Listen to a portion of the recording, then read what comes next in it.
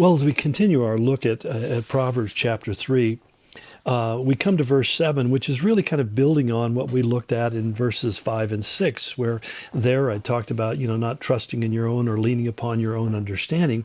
Well, Solomon goes on and he says, do not be wise in your own eyes. Fear the Lord and depart from evil. And it's really, it should go without saying. You shouldn't need to say it, I guess what I'm really trying to get at here. But sometimes I think people just have this idea that they're very, very clever. And they're so clever that then they can outthink God. Or they're so clever that they don't really need to seek God and rely upon Him. And I find that every time I launch out into something in my own understanding, my own energy, we say, oh, this seems like such a great idea, but we don't step back and take the moment and say, Lord, what's your will? Is this something you're into? That oftentimes the end result is a lot different than I had thought. And usually it's a lot worse than what I thought. In fact, I think there's a classic example, which I just read a couple of days ago, about the children of Israel. They had come into the land of Canaan under Joshua's leadership. They had conquered tremendously, miraculously over the mighty city of Jericho, and the walls came tumbling down. And they were feeling pretty fat and sassy about how God was, He was at their back, and He was the wind behind their back, and He was going to drive their enemies away just as He promised. And then we hear this story about this little town of Ai, and just a few miles really from Jericho, and a much, much smaller and much less defendable and fewer people. And the attitude was, well, we'll just send a small contingent over there, kind of be an afternoon's work, and they'll be back before dinner, and everything will be okay. And they end up getting terribly defeated by this little impotent enemy. And of course, the people panic immediately, about what's going on, and wondering where God has gone and how has He forsaken them. And God speaks to them and said, there's iniquity in the camp. There's sin in the camp. And that's where they find out that this guy Achan had actually gone into the city, they said, all of these things that you gather, the spoils of this victory, are going to be dedicated to the Lord. And what he did was he kept back a portion for himself. If I can go here, I hope I don't feel like I'm meddling, but it's almost like when people don't tithe to the Lord. They say, well, tithing isn't a New Testament concept, and we're not legally bound by God. We're not part of the law. What you fail to understand is that tithing is something that God had people doing before there was any Mosaic law, before there was any Old Testament. Abraham paid tithes. He paid them to Melchizedek, the priest of the Most High God in the city of Jerusalem. So it's a concept that is really hardwired in the idea, and we'll get to it further on in these passages, where we honor God with the first fruits of our increase. And I think that many times when people don't want to do something, they start figuring out ways they can get around it. And so we basically say, well, I know that adultery is wrong, but a little lust isn't a problem. I mean, I had a guy one time who I had the young ladies coming to me in the church saying, we feel uncomfortable, feel like he looks at us in an impure way. And he was in a leadership role, and so I called him in my office, sat him down, and said, this is what's being communicated to me. What's your response? And he said, well, I was told that the first look is appreciation and the second look is lust. And I looked at him, I said, friend, the first look is lust. And there's no appreciation in that whatsoever. It says very clearly, you should not look at a woman in that way. Not once, not ever.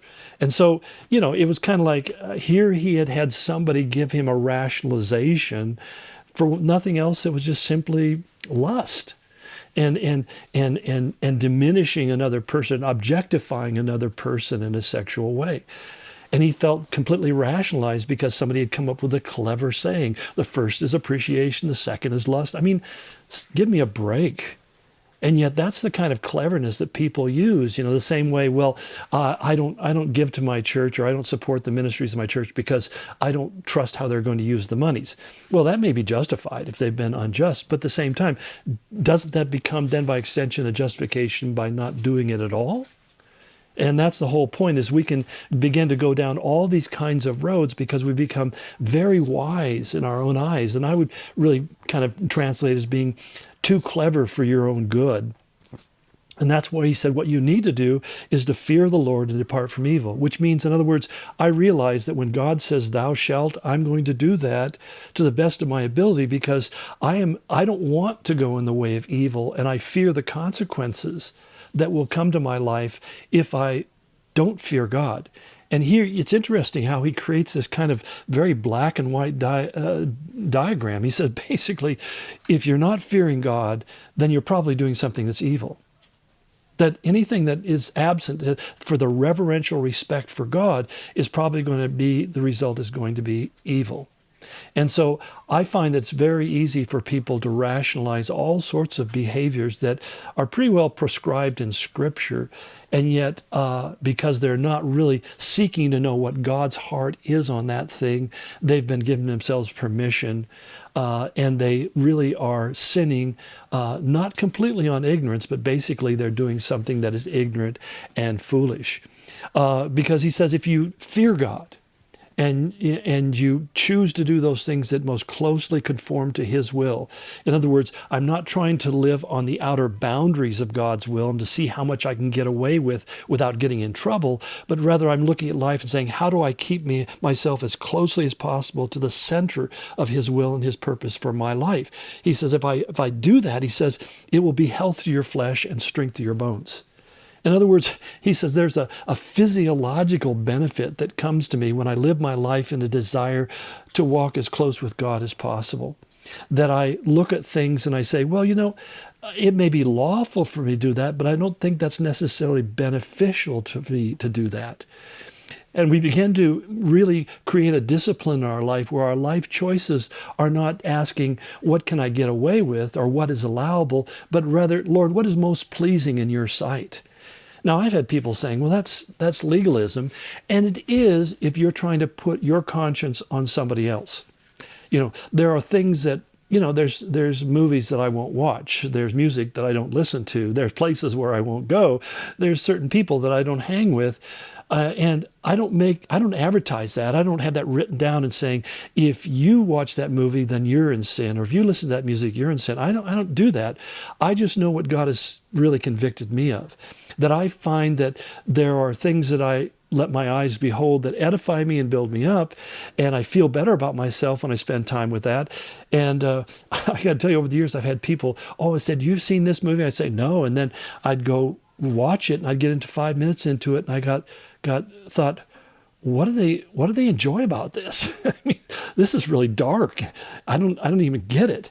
And so that's the whole point. I mean, if the person then comes back to me and says, what did you think about that movie? I said, well, I just couldn't get into it. I mean, it was really dark, and I felt like it was going to really kind of come between me and my walk with God, and going to put a lot of ugly thoughts in my head. You know how it is. You go to bed, and those images are floating there, and you have nightmares. Well, anyway, maybe that's my problem, but it's one of those kind of things. It's not a legalism. It's just a reality that's just not where I can go. That's not just what I can do.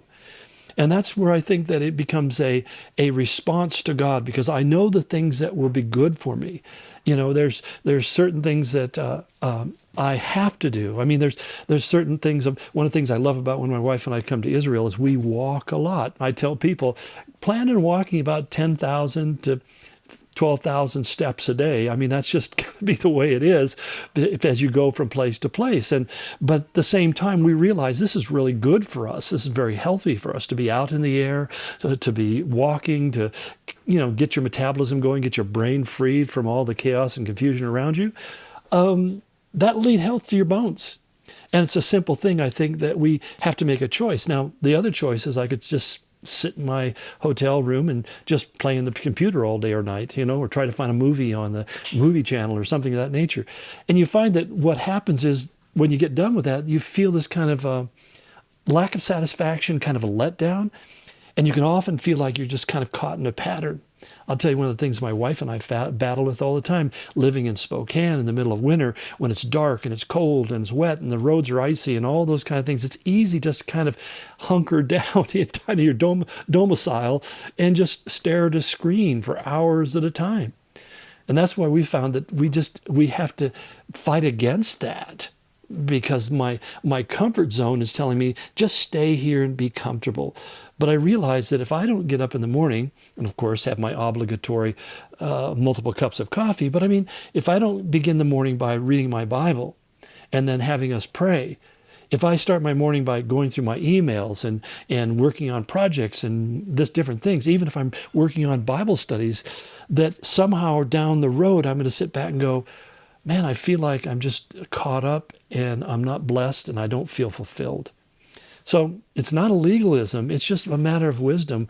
You realize that God has made us in a certain way and we have certain needs. And things like physical movement and exercise and sunlight and eating the right foods and avoiding the ones that aren't healthy for you, taking a walk, but reading your Bible and praying and being in fellowship with other believers. These are things that are not legalisms. These are things that show wisdom because they will be health to your flesh and strength to your bones.